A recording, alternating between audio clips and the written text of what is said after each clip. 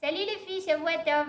Hier, j'ai lu un article sur Internet qui expliquait que chaque chose qu'une personne, elle fabrique, donc si une personne, elle a fabriqué des verres pour boire, ça a un but. Ça veut dire, elle a fabriqué pour que la personne, elle boit de l'eau de ce verre. Si une personne, des gens, ils fabriquent des bouteilles, c'est pour mettre dedans de l'eau, du coca ou des choses comme ça. Donc, chaque chose qu'on fabrique, elle a une matara. Si une personne, elle a imprimé un livre, c'est pour que la personne, elle l'utilise pour qu'on l'utilise et qu'on le lise. C'est sûr qu'on peut prendre le livre et l'utiliser comme... je ne me rappelle pas pourquoi j'avais utilisé le livre. Une fois, j'ai pris un livre parce que je voulais redresser une feuille, alors j'ai mis des livres dessus pour que ça redresse la feuille. Mais c'est pas pour ça qu'ils ont imprimé le livre. Le livre, ils l'ont imprimé pour le lire. Ça que je l'ai pris et que je l'ai utilisé pour faire autre chose, c'est bon, il n'y a personne qui m'en empêche, mais il n'y a aucun problème avec ça. Mais c'est pas le but de ça qu'ils ont imprimé ce livre. Donc, quand j'ai lu ça, j'ai adoré parce que ça m'a rappelé l'histoire de... On est en train d'étudier là pendant plusieurs mois en français, on a commencé plus tard, mais en hébreu, les vidéos, ils parlent sur les Birkot HaShachar qu'on fait tous les matins. Et ils ont un but. C'est pas pour rien. Ils ont été écrits et les rabbinim, ils ont écrit pour qu'on les lise chaque matin.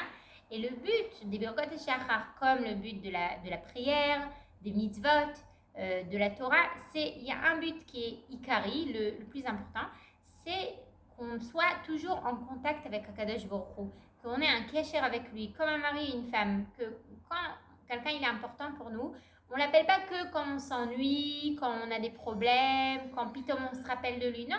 C'est quelque chose qui est toute la journée, c'est quelque chose qui est ikvi, c'est tous les jours, à la même heure, mais on peut pas l'oublier. Donc, toutes les mitzvot et les birkot et shachar qu'on fait le matin, chaque matin, pourquoi on lit tous les jours la même chose? Pourquoi lire tous les jours la même chose?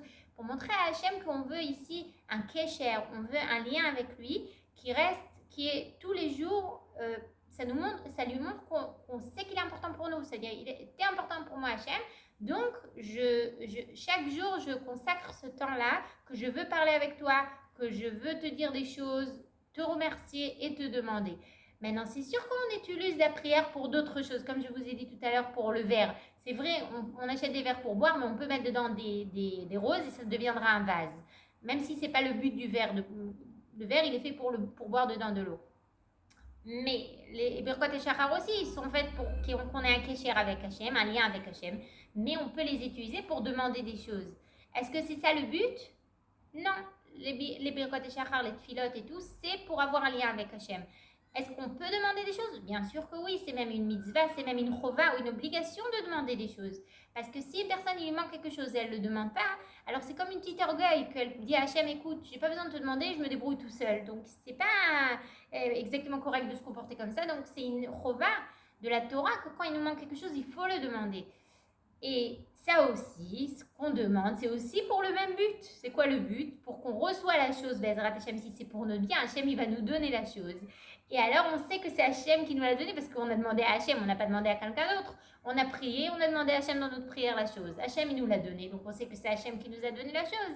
Et alors, on va le remercier et ça va faire un lien encore plus fort entre nous parce que j'ai demandé, j'ai reçu. Il y a ici un lien qu'on est en train de les et devenir mamache le plus proche qu'on peut. Donc, c'est ça le but des prières, d'être proche à Hachem. Et maintenant, on continue. La dernière bracha qu'on a, dans la dernière vidéo, on a expliqué la bracha chez Hassan Kirtsono, qui m'a fait selon sa volonté. Qu'on a besoin de se sentir que, comme on est, c'est Hachem, il nous a fait comme ça. C'est parfait comme ça. C'est sûr qu'on a des choses à arranger, mais c'est pas nous. C'est comme une écorce. C'est quelque chose qui est extérieur et on peut, léat, travailler dessus et faire briller notre neshama.